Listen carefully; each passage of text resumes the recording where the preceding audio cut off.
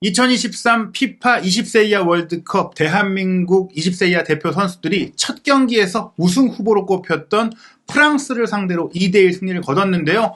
한국의 승리 놀랍다 많은 반응들이 있었지만 무엇보다 가장 크게 또 주목받고 있는 것은 이 페널티킥 실점 과정의 판정 논란이었습니다. 예, 심지어 그 프랑스 매체들조차도 이거 약간 좀 관대한 판정이다. 좀 오심 아니냐 이런 얘기들이 나올 정도인데요. 예, 사실 우리가 이제 승리했기 때문에 조금 이제 넘어가지. 사실 이것 때문에 결과가 바뀌었다면 굉장히 좀 분노할 만한 일이었고, 실제로 이날 경기를 중계한 KBS의 이영표 해설위원도 사실 흔치 않게 경기 중에 판정에 대해서 조금 이제 격한 발언까지 했었거든요. 그만큼 조금 아쉬운 판정이 명확했는데 해외에서는 이 경기 어떻게 봤고 또 활약 선수 소개까지 총정리해드리도록 하겠습니다. 우선 당연히 이 승리가 놀라운 그 승리였기 때문에 피파의 공식 홈페이지 20세 이하 월드컵의 공식 홈페이지의 메인을 한국의 승리 소식이 장식을 하고 있습니다. 이영준 선수의 이제 결승골을 넣는 세레머니 장면을 통해서 소개를 했는데 제목이 힘들게 싸워서 프랑스를 넘어서면서 좋은 출발을 했다는 얘기인 거죠. 주요 이제 베팅 업체에서 프랑스의 승리를 2.44배, 한국의 승리를 6.73배로 봤는데 저는 심지어 한국 승리를 9.50배까지 경기 직전에 올려놨었거든요. 근데 저게 적중을 했다. 그야말로 대이변이었다는 얘기입니다. 피파 홈페이지의 뉴스 내용, 이런 힘겨운 승리로 대장정을 시작했다고 하면서 피파에서는 이승원과 이영준의 골에 힘입어 대한민국이 F조에서 프랑스를 상대로 완승을 거뒀다고 표현했는데, 프랑스를 상대로 좋은 승리, 짜릿한 승리를 거뒀다는 얘기죠. 네, 그건 멋진 승리라고 할 수 있는 거죠. 예, 그리고 피파의 공식 트위터에서도 이제 팀하고 주먹 이제 딱 꺼내면서 대단한 팀이었다, 팀 정신을 잘 보여줬다, 이렇게 소개한 거 아니겠습니까? 그리고 실제로 제가 여기저기 매체들의 그 평가를 보더라도 하나의 팀으로 잘 구동됐다라는 평가들이 많아요. 한국 대표팀에 대해서. 예, 2019년에 준우승을 차지할 때도 정말 팀적으로 정말 똘똘 뭉쳐서 이루어낸 성과였는데 그 좀 정신과 유산을 잘 이어받은 게 아닌가 싶을 수 있는 감동적인 승리였습니다.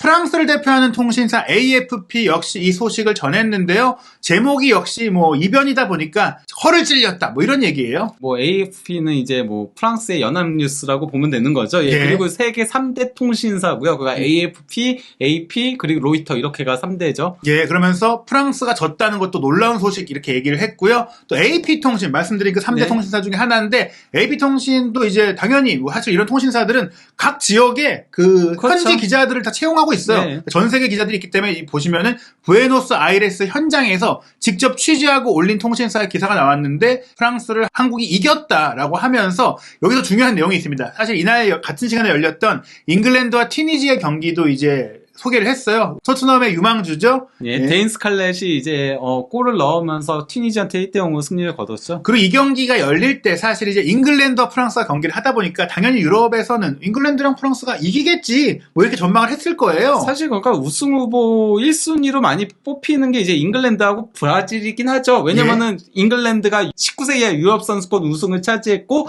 브라질이 이제 남미 예선 우승을 했었기 때문에. 예, 그러면서 이제 유럽 챔피언인 잉글랜드는 튀니지를 1대0으로 이겼는데 반면에 프랑스는 한국을 상대로 공격력 부진의 대가를 톡톡히 치렀다. 즉 이제 유럽의 강호들을 대조적으로 소개한 거예요. 역시 주어가 프랑스지만 어찌됐거나 한국에게 당했는데 그 문제가 뭐냐면 공격력 부진, 공격의 효율이 떨어졌다는 그렇죠. 얘기거든요. 그럼 마무리가 떨어졌어요. 그러니까 예. 공격 자체는 많이 했어요. 예. 근데 마무리가 너무나도 안 좋기도 했고 또 이제 한국 선수들의 육탄 방어가 매우 좋기도 했었고요. 그리고 이 대회를 개최하고 있는 아르헨티나도 축구협회에서 아주 크게 대문짝만하게 이 소식을 걸었어요. 프랑스가 아시다시피 카타르 월드컵 결승전에서 아르헨티나와 맞붙었던 팀이기도 한데 프랑스의 패배가 즐거운지 이제 한국이 프랑스를 뛰어넘었다. 큰 뉴스긴 해요. 한국이 네. 프랑스를 이겼기 때문에. 거기다가 아르헨티나가 사실 기대감을 그렇게 많이 주지는 못하잖아요. 그렇죠. 물론 그러니까 1차전에 2대1로 승리하긴 했지만 상대팀이 약팀이었는데 네, 우즈베키스탄이었어요. 예, 고전 끝에 2대1로 이긴 거잖아요. 그러다 네. 보니까 더더욱 기대감이 안 생기고 있겠죠. 예, 그런 가운데 프랑스가 졌다라는 소식을 좀 소개를 했고,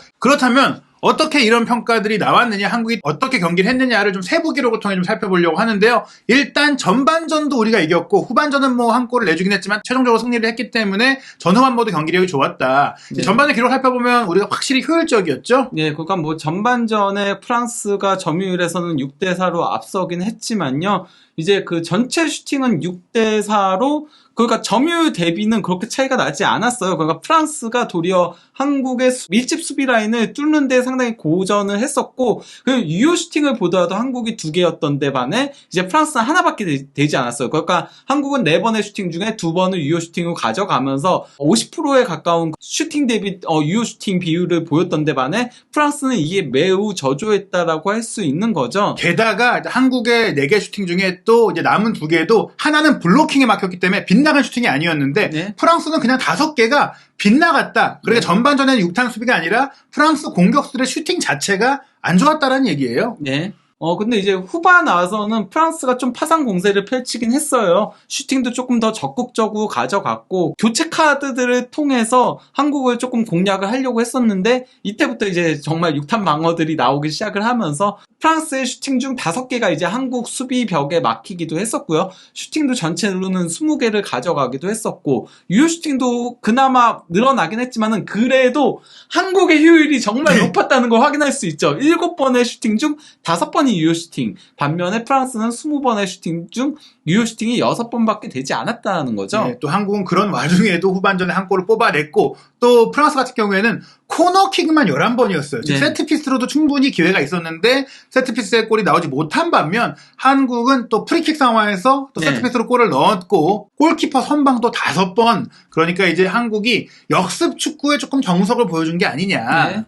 근데 이 경기에서 프랑스는 4-3-3으로 나왔고, 한국은 이제 4-4-2로 나왔는데, 조금 변칙 4-4-2였죠. 네. 수비형 미드필더 겸 공격형 미드필더까지도 소화할 수 있는 미드필더인 강상윤 선수를 이제, 투톱으로 배치를 하면서, 그러면서 이제 앞에서부터 압박을 하겠다는 포석이었던 거였고, 또 대신 이제 센터백인 이찬욱 선수가 미드필더로 올라가서, 이제 수비 시에는 아예 내려오기도 하고, 또 이제, 중앙에서 상대 3명의 미드필더와 싸움을 해주기도 했었고, 그러면서 이제 이승원 선수가 조금 더 편하게 공격적으로 올라갈 수 있었던 그런 것도 있고, 그리고 이제 또 이제 장신의 이영준 선수가 최전방에 서면서 롱볼 축구에서 이제 받아내고 피딩해주고 이런 역할들도 했고, 또 이제 4-4-2 포메이션 특유의 압박과 역습을 자유자재로 그러면서 내릴 때는 확실하게 간격 좁히고 내려오고 그랬다가 또 이제 올라갈 때는 한꺼번에 빵 하고 올라가는 형태로 효과적인 역습 축구를 구사를 했다라고 할 수 있는 거죠. 게다가 이제 김은중 감독이 U20 아시안컵 바로 3월 달에 열렸던 대회에서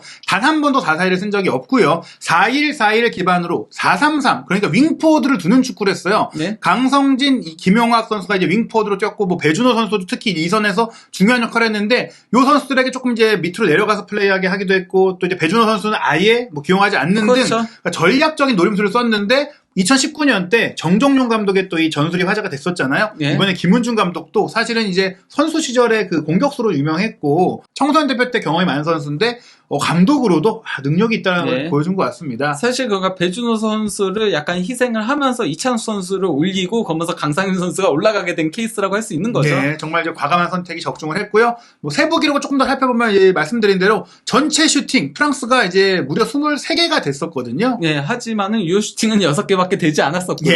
예. 한국은 반면에 9개의 슈팅 중에 유효 슈팅 5개. 전체 슈팅은 적지만은 유효 슈팅 비율이 훨씬 높았다라고 할 수 있는 거고요. 거기다가 이제 페널티 박스 안에서 슈팅을 많이 허용하지 않은 것도 크다라고 할 수 있겠습니다. 그러니까 23번의 슈팅이지만은 그 중에 페널티 박스 안에서의 슈팅은 13번이었거든요. 그리고 이제 중거리 슈팅이 무려 10회나 됐었죠. 이거는 프랑스가 결국 한국의 밀집 수비를 깨기 힘들어 했다는 걸 보여주는 거죠. 그러다 보니까 이제 중거리 슈팅이 늘어날 수밖에 없었던 거였고요. 네. 시절 57분에 이제 오도베르 선수가 페널티 에어리어 바깥에서 물론 슈팅은 날카롭긴 했어요. 빗나갔는데 아무리 이제 중거리 슈팅이 위협적이어도 기본적으로 골키퍼가 대응할 수가 있고 또 정확성은 떨어질 수밖에 없으니 우리 수비가 박스 안을 잘 지켰다라고 볼 수 있겠고요. 공격 진영 진입에 있어서 프랑스가 공격을 훨씬 더 많이 했다 보니까 공격 진영 진입 자체가 비약적으로 많긴 하죠, 한국보다. 다만 이제 그 밑에 보시면은 라인 사이에서 이제 볼을 받는 그게 나오는 거거든요. 네. 그 수비와 미드필드 라인 사이에서 볼을 받는 것과 그리고 또 이제 상대 수비 라인 뒤에서 이제 볼을 받는 그런 것들을 보면은 그래도 한국이 프랑스보다 그렇게까지 차이 나진 않아요. 전체 뭐 슈팅 숫자라던가 점유율이라던가 공격 진영 진입과 비교를 했을 때 그 차이는 생각보다는 크게 나지 않았다. 그러니까 한국이 굉장히 효과적으로 공간 침입들을 했다라는 걸 보여주는 지표인데다가 한국이 그래도 기본적으로 오른쪽 공격을 조금 많이 가져갔었죠. 예, 그리고 이제 말씀하신 대로 뒷공간에서 16번밖에 공 터치를 안 줬으니까 우리가 뒤를 잘 안 준 축구를 했고 뒤를 내줬을 때도 잘 커버를 했고 또 이 21분 장면 같은 경우에는 뒤를 내줬다면 실점할 수 있는 상태에서 6탄방으로 최석현 선수가 또 막아냈던 장면들이 있었어요. 이것도 정말 기민하게 움직였고 갑자기 이게 생각나네요. 그 나폴리의 인텔 경기에서 그 앞서 있었음에도 이제 주황제 제스가 루카쿠를 빠뜨렸는데 이 장면은 뒤에 있던 최성현 선수가 이게 앞으로 오면서 비르지니우스가 슈팅하기 전에 잘라냈거든요. 이런 수비가 필요한 거 아닙니까? 이런 거 김민재 선수가 많이 하는 수비죠. 김민재 선수의 플레이를 지금 한국의 유망주 수비수들, 어린 수비수들이 정말 열심히 보고 분석한다고 해요. 그게 좋은 효과를 또 주는 게 아닌가 싶기도 하고요. 또 뭐 이런 장면들 우리가 말씀드린 대로 오른쪽 측면이 무너지더라도 이제 슈팅 코스를 막아내는 플레이들, 뭐 이런 슈팅이 정확하게 나지 않게 하는 플레이들이 있었고 또 반면에 또 우리는 이렇게 내려서 플레이하다 보니까 상대 그 라인을 깨는 조금 역습에서의 또 강점을 잘 보여줬죠. 그러니까 뭐 점유율 차가 워낙 크게 났음에도 불구하고 라인 브레이크 자체가 그 프랑스 179회, 한국 136회 생각보다 크게 나지 않는 거예요.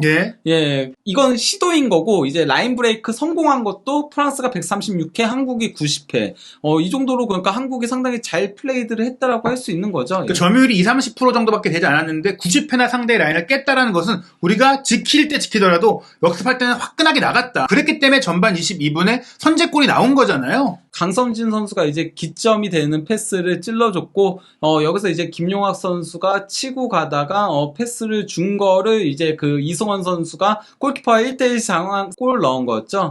강성진 선수의 패스 하나로 프랑스 수비 상당수가 제쳐졌고 또 김용학 선수가 치고 들어갈 때도 사실 프랑스 선수들이 에워쌌음에도 불구하고 침착하게 패스까지 줬고 여기서 3자의 움직임으로 이제 이승원 선수의 골까지 이거는 역습 플레이의 정석이 아니겠느냐 싶고요. 거기다가 이제 그 강성진 선수가 이제 왼쪽 윙, 김용학 선수가 오른쪽 윙으로 나왔잖아요. 하지만 역습 패스 할 때는 김용학 선수가 왼쪽으로 와가지고 이제 플레이를 한 거나 마찬가지인 거고요. 그리고 또 이제 강성진 선수가 원래는 이제 팀의 에이스로 공격을 이끄는 선수지만은 도리어 그 상대 팀도 그거 알 거거든요. 우리 팀의 에이스가 누구인지 정도는 알 거기 때문에 강성진을 막기 위해서 왔다가 도리어 이승원이 올라가는 거를 막지 못하게 된 케이스라고 할 수 있는 거죠. 그리고 이제 세트피스에 있어서 확실히 한국의 효율이 좋았어요. 그러니까 뭐 위에는 이제 전체 패스 관련된 건데 당연히 점유율이 프랑스가 높다 보니까 2배가 더 많고 크로스도 더 많긴 했는데요. 근데 이제 프랑스는 크로스를 45회를 시도했는데 10회밖에 성공하지 못했거든요. 이 얘기인 즉슨 크로스 성공률이 20% 초반밖에 되지 않는 거예요. 21% 정도밖에 되지 않는 건데 한국은 크로스를 7번밖에 시도하지 않았으나 성공한 게 2번. 이거는 그러면은 28% 거의 30%에 육박하는 거거든요. 크로스 성공률이 10% 가까이 차이가 났다는 소리인 거고요. 세트피스에서도 뭐 상대가 코너킥을 많이 얻어냈지만은 그게 다 뭐 불발됐었고 반면 이제 프리킥은 한국이 도리어 더 2배를 더 많이 얻어냈었거든요. 그래서 파울을 상당히 효과적으로 잘 얻어냈다라고 할 수 있고 그 프리킥에서 골이 나온 거였죠. 무엇보다 이 기록이 시사하는 바는 우리 선수들이 수비를 할 때 그렇게 또 파울로 끊어내는 장면이 많지 않았다. 반대로 우리의 역습을 프랑스 선수들은 파울로 끊어야 했고 이것도 준비해서 세트 플레이로 골을 넣었는데 뭐 정말 좋은 상황이었어요. 64분에 이승원 선수, 즉 선제골을 넣었던 이승원 선수의 오른발 프리킥 크로스를 이제 이영준 선수가 헤더로 연결을 했을 때 다른 선수가 이 수비를 딸고 나가면서 또 침투해주는 움직임까지 사전에 계획된 세트피스의 성공이었고요. 이 장면 이게 가장 사실 오늘의 이제 중요한 주제인데 66분 우리가 2대0이니까 거의 좀 승리를 기대하고 낙관됐던 상태에서 세메도가 크로스를 올렸고 교체 투입된 장신 공격수 에페켈레가 헤더를 하려고 했을 때 김준홍 선수가 펀칭하려고 나왔거든요. 근데 여기서 결론적으로는 김준홍 선수가 경고도 받고 페널티킥도 내줬고 뭐 실점을 했어요. 그런데 이 장면을 보면 이게 페널티킥이 맞는가 조금 의심이 드는 이유가 있어요. 이게 왜 그러냐면요. 일단은 크로스가 올라왔을 때 에페켈레가 터치를 하지 못한 걸로 보였어요. 터치를 하지 못한 걸로 보인 상태에서 김준홍 골키퍼가 펀칭을 하려고 했었거든요. 펀칭을 하려고 했는데 이 펀칭을 하려고 하기 전에 일단 그 에페켈레의 팔꿈치가 김준호 선수의 얼굴을 이렇게 앞면에 강타를 했어요. 강타를 하게 되면서 펀칭을 할 수 없었던 거였거든요. 그리고 심지어 이걸 느린 프레임으로 계속 돌려서 보니까 살짝 굴절되긴 한 것 같더라고요. 그러다 보니까 이거는 볼에 대한 제대로 정상적인 도전이라고 할 수 있는 거고, 그쵸. 심지어 이게 실패를 했더라도 이 실패 원인은 에페켈레의 파울 때문에 발생을 한 거라고 보이거든요. 물론 뭐 에페켈레가 의도성을 가지고 팔꿈치를 쓴 건 아니었어요. 이 선수도 볼을 보고 헤딩하려다가 이렇게 간 거기 때문에 의도성은 없었지만 의도성과 상관이 없잖아요. 결국 때린 거니까. 이게 먼저 그러면은 오펜스 파울이 불리고 나서의 상황이었던 거기 때문에 이게 페널티킥이 나오면 안 되는 건데, 아마 그 뒷과정에 이제 그 김준홍 골키퍼가 맞고 쓰러지면서 에페켈레의 다리를 이렇게 걸게 되는 장면이 나오잖아요. 그것 때문에 이제 페널티킥이 주어지고 옐로 카드가 주어진 게 저것 때문인 것 같아요. 그렇죠. 다리가 걸렸거든요. 근데 만약에 에페켈레가 헤딩을 했고 가격을 했다면 명확하게 이제 골키퍼의 파울이고 그렇죠. PK가 나와야 돼요. 근데 아무리 돌려봐도 정확하게 에페켈레의 머리에 맞았는가가 불분명하다는 거죠. 경고까지 나온 건 좀 억울하다. 왜냐하면 번거 자체가 말씀하신 대로 김준호 선수가 그냥 걸고 부딪힌 게 아니라 넘어지면서 본인도 맞으면서 걸게 된 거니까 이건 불가항력이잖아요. 그렇죠. 그리고 여기서 골키퍼가 헤딩하려고 올 때 누가 가만히 있나요? 펀칭하러 나가는 건 정상이잖아요. 그럼 이런 상태는 동등하게 경합하다가 그냥 부딪혔다. 파울이 아니라 그냥 부딪히고 공이 빠져나갔다. 이렇게 가야 되는 게 아니냐. 물론 그러니까 그 상대 선수가 머리를 맞추고 그러고 이제 김승훈 골키퍼가 펀칭하려다가 상대 선수를 때리면은 그건 페널티킥이 맞아요.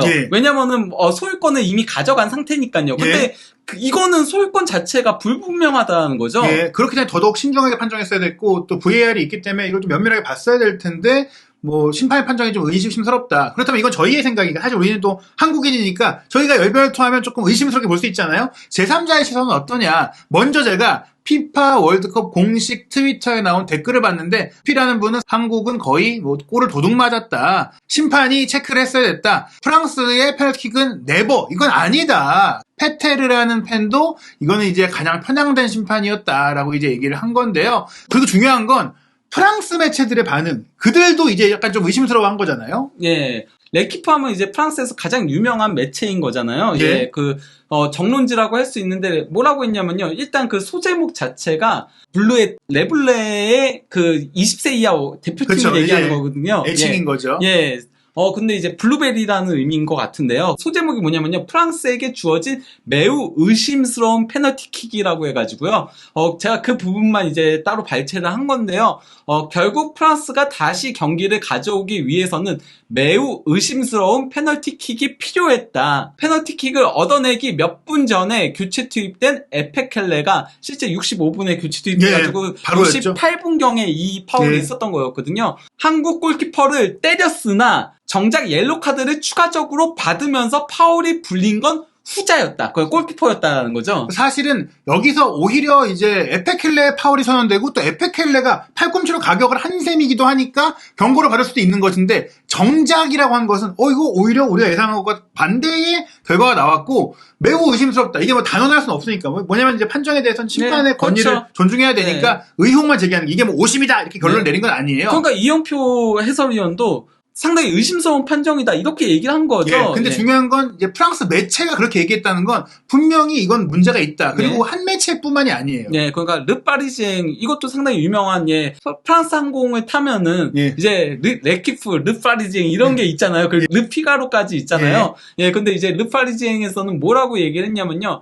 프랑스는 에페켈레를 향한 한국 골키퍼의 혐의가 있는 파울로 주심이 관대하게 내린 페널티킥을 비르지니우스가 잘 처리하면서 득점차를 줄였다라고 한 겁니다. 즉 이것도 이제 관대한 페널티킥. 이건 사실 페널티킥을 줄 정도 상황이 아니었다. 앞서 말씀드린 대로 100번 양보해서 이게 동등한 경합이라고 친다면 그냥 이제 어느 누구의 파울도 아닌 채 지나가는 그냥 둘이 부딪혔다라고 넘어가야 된다는 그리고 거죠. 한국 골키퍼의 파울이라고 하지 않고 한국 골키퍼의 혐의가 있는 파울이라고 한 거거든요. 파울 혐의가 있다. 그러니까 파울일 수도 있지만 이게 명확한 파울로 보이지 않는다라고 표현을 한 겁니다. 그리고 이제 프랑스의 최대 라디오 매체인 RMC 스포르드도 마찬가지로 이 페널티킥에 대해서 좀 언급을 했어요. 일단 여기도 소제목 자체가 점수차를 줄이기 위한 관대한 페널티라고 해가지고요. 그래서 이제 뭐 해당 부분만 발췌해서 얘기를 드리자면요. 한국에 이제 추가골이 나오고 나서 6분 뒤에 란드리 쇼뱅의 선수들, 여기 감독이에요. 감독 예. 이름이니까요. 쇼뱅의 선수들은 행운이 따른 유익한 타격으로부터 혜택을 받았고 심판은 매우 관대한 페널티를 선언했다. 이게 이제 뭐냐면 이 타격 맞은 거 얘기한 거예요, 에페켈레가. 근데 이게 행운이 따랐다. 이거는 사실 이제 우연히 때린 거지 파울성으로 의도를 갖고 저지하기 위한 그 그렇죠. 파울이 타격이 아니었다는 얘기거든요. 예, 그리고 이제 이것 때문에 페널티킥이 나왔으니까 유익한 타격이라고 표현을 한 예. 거고요. 예, 그리고 그냥 관대한 것도 아니고 매우 관대한 페널티를 선언했다라고 한 거죠. 중요한 건 뭐냐, 이제 아무래도 그래도 프랑스 매체니까 또 프랑스 대표팀이 얻은 그 페널티킥에 대해서 막 공격을 할 수는 없어서 관대하다는 표현 정도를 쓴 거지, 만약 반대로 프랑스가 이런 형태로 페널티킥을 내줬다면 굉장히 좀 더 직설적인 표현들이 더 나왔을 가능성이 있습니다. 네. 세계 최대 커뮤니티 사이트라고 할 수 있는 레딧, 뭐 다양한 주제를 이제 많은 세계인들이 모여서 네. 이야기를 하는 그런 사이트인데 네. 여기서는 이제 좀 노골적인 반응들이 있죠. 네. 그건 레딧에서도 이제 그 각각마다 이제 소규모 그룹들이 있는 거거든요. 예. 그 그룹 중에 이제 알사커라는 이제 그룹이 있는 건데 여기 멤버만 해도 450만 명이 되고 그 시간대에 실시간으로 3만 1000명이 들어와 네. 있는 거였거든요. 온라인 중인 거였는데요. 비르지니우스의 이제 페널티킥 골 장면에 대해서 이제 스레드가 올라온 거예요. 스레드라고 표현을 하잖아요. 네. 거기에 이제 그 첫 번째 그 카포40이라는 유저는 뭐라고 했냐면요. 난 리플레이를 5번이나 봤는데 여전히 이게 어떻게 페널티인지 이해가 가지 않는다. 골키퍼가 볼을 놓쳤지만 프랑스 선수가 먼저 컨택했다. 그러니까 먼저 건드렸다. 예, 먼저 이렇게 때렸다라는 거죠. 여기에 이제 리플라이가 4개가 달려있는데, 저 리플라이 중에 하나는 아무래도 프랑스 팬인가 봐요. 그렇게 얘기를 했어요. 뭐라고 얘기했냐면은, 내가 봤었을 때는 에페켈레가 먼저 머리로 이렇게 볼을 건드린 걸로 봤다. 예. 그렇기 때문에, 에페켈레가 먼저 볼을 건드린 상태에서 골키퍼가 볼을 건드리지 못한다면은, 기본적으로 페널티가 나오긴 한다라고 얘기하면서, 그게 근데 맞긴 하잖아요. 그렇게 맞고 예. 그랬다라고 한다면은, 예. 그렇게 얘기를 하면서도, 하지만은, 그 골키퍼가 펀칭하지 못한 거는 에페켈레가 컨택을 때렸기 때문에 네가 보는 시선도 옳다라고 할 수 있다. 페널티 판정 자체가 잘못된 거라는 네 의견도 정당하게 볼 수 있다라고 얘기를 한 거예요. 네, 심지어. 그리고 이제 개최국의 아르헨티나 사람인 것 같아요. 운 아르헨티노라는 이제 팬은 골키퍼에겐 좀 가혹한 판정이었다. 그리고 예. 이제 크리티컬 덜트라는 팬은 이게 페널티킥인지 뭐 증거가 없다. 뭐 이렇게 얘기를 했고요. 예. 또 그 다른 반응들도 많이 있었어요. 한 유저 같은 경우는 내가 여태까지 본 최악의 페널티 판정이라고 예. 얘기를 하기도 했었고요. 그 밑에 있는 유저 같은 경우는 뭐라고 했냐면요. 만약 이게 페널티라면은 전반전 한국 8번 선수가 프랑스 페널티 박스 안에서 팔꿈치에 맞은 것도 페널티가 선언됐어야 했다. 심지어 그게 더 안 좋은 파울이었다. 예. 편향된 심판. 이렇게 적은 겁니다. 네, 여러모로 조금 이제 프랑스의 유리한 판정이 아니었느냐라는 그 해외의 반응들이 있다라는 것, 우리 팬들의 반응이 네. 아닌 제3자의 관점에서도 그렇다는 것인데요. 예, 심지어 밑에 한 편은 조금 의혹까지 제기한 거죠. 예, 물론 주심은 프랑스가 이기길 원한다. 뭐 이런. 예, 대회 흥행을 위해서 뭐 이런 얘기일 수 있는데 네. 어찌됐거나 이제 김준홍 선수 뭐 정말 이날 경기 억울하게 좀 페널티킥을 허용했고 또 그 뒤에 뇌진탕 증세까지 좀 있었기 네. 때문에 다시 뛸 수 있을까도 걱정을 했는데 그 뒤에도 부상 투혼으로 또 그 이후에 수많은 위기들을 폭풍선방으로 막아내면서 이 경기 최고의 선수는 김준홍 선수가 아니었나 싶기도 해요. 저도 뭐 김준호 골키퍼가 많은 선방을 해줬기 때문에 실점 위기들을 벗어날 수 있었다라고 생각을 합니다. 특히 이제 후반전에 추가골이 나오기 이전까지 일방적으로 두들겨 맞고 있었거든요. 예. 거기다가 이제 자책골도 나올 수 있었는데 거기서 이제 미친 선방들을 해주면서 그 추가골이 나오는 데 있어서의 발판을 마련했다라고 할 수 있는 거죠. 예, 그 지난 대회 빛광현, 이광현 선수 같은 경우에는 이제 조금 단신에 선발력이 좋아서 사실 프로에 와서 조금 이제 주전 도약에 있어서 여러 가지 어려움을 겪고 있는데 김준호 선수 같은 경우에 190cm도 장신의 리치가 네. 좋기 때문에 이제 성인 무대에서 또 기대가 되고 실제 이 경기에서 프랑스가 크로스를 무려 45회를 시도를 했었고요. 예. 그리고 또 이제 그 코너킥도 아까 얘기 드렸다시피 11회를 기록을 할 정도로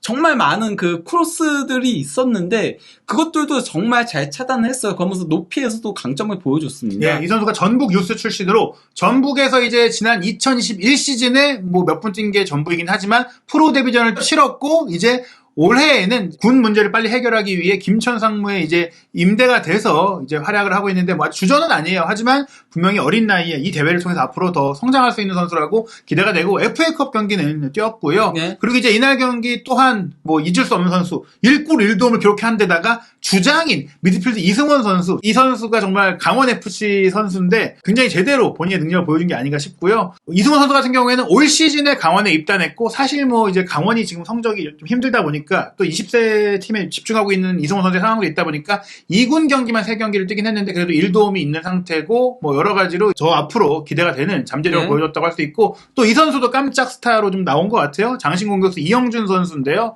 뭐 결승골을 헤딩으로 넣고 현재 이제 김천 상무 소속이다 보니까 경례 세레머니를 했는데 네. 193cm. 김신욱 선수 이후 거의 뭐 우리가 기대할 만한 장신 스트라이커가 또 나왔다. 네, 특히나 이제 강팀하고의 경기에서는 이제 이영준 선수 같은 장신 공격수가 필요하죠. 예, 롱볼로 많이 이제 경기들을 풀어나가야 되다 보니까 말이죠. 이 선수도 2021년 아주 어린 나이, 고등학생의 나이로 수원FC에서 프로 데뷔를 이미 했고 또 일부 리그 경기도 교체 자원이지만 꽤 많이 뛰기도 했고 현재는 역시 좀 영리하게 빨리 군 문제를 해결하기 위해 김천 상무에 가 있는 상태입니다. 저희 2차전 상대가 이제 온두라스인데 온두라스도 이 경기에서 한국이 프랑스를 이길지를 예상하지 못했기 때문에 좀 깜짝 놀라는 반응이 나왔는데요. 중앙 아메리카 지역의 축구 소식을 전문으로 다루는 풋볼 센트로 아메리카는 온두라스가 이 한국의 승리로 인해서 앞으로 경기 계획에 수정이 불가피해졌다라는 이제 기사를 바로 냈어요. 그 온두라스의 다음 상대는 한국이며 한국은 쉽지 않은 상대라는 것을 보여줬다라고 한 거죠. 한국의 승리로 인해 계획이 조금 바뀌었다는 걸 알아야 한다.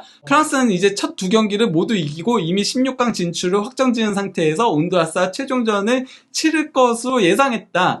이제 한국도 다음 라운드 진출을 확정짓기 위해 그리고 또 이제 프랑스도 마지막 온두라스와 경기까지 모든 것을 걸고 경기에 임해야 한다라고 한 겁니다. 즉 이제 한국이 이제 프랑스 이기기 때문에 2차전에 온두라스 잡고 16강 빨리 확정하자고 굉장히 강하게 나올 거고 자신감이 높을 거고 프랑스가 온두라스가 생각했을 때 3차전에 로테이션 많이 돌리고 좀 시험시험 할 줄 알았는데 안 돼요. 예. 그럴 수가 없어요. 그렇죠. 그래서 온두라스 큰일 났다라는 이제 얘기를 한 건데요. 여러모로 이제 한국의 승리는 분명히 세계적으로 관심들이 좀 많이 나오고 있는 상태입니다. 물론 이번 대회의 관심 자체가 예전에 비해서는 이제 높진 않아요. 지금 유럽의 빅리그들이 막판에 경기를 하고 있기 때문인데 그래서 많이 또 빠지기도 했었죠. 스타들이. 그렇다고 하더라도 이렇게 계속 우리가 선전을 하고 또 지난 대회처럼 높은 곳까지 올라간다면 관심이 더 뜨거워질 것 같고 특히 이 대회에 이제 토너먼트 무대는 6월 달에 열리니까 더 많은 관심이 모일 것 같습니다. 2차전 경기는 5월 26일 금요일 새벽 6시 온두라스와의 경기인데요. 이 경기는 그래도 아침에 조금 일찍 일어나면 보실 수 있기 때문에 많은 분들이 또 보시고 응원하시고 또 한국 선수들 어린 태극전사가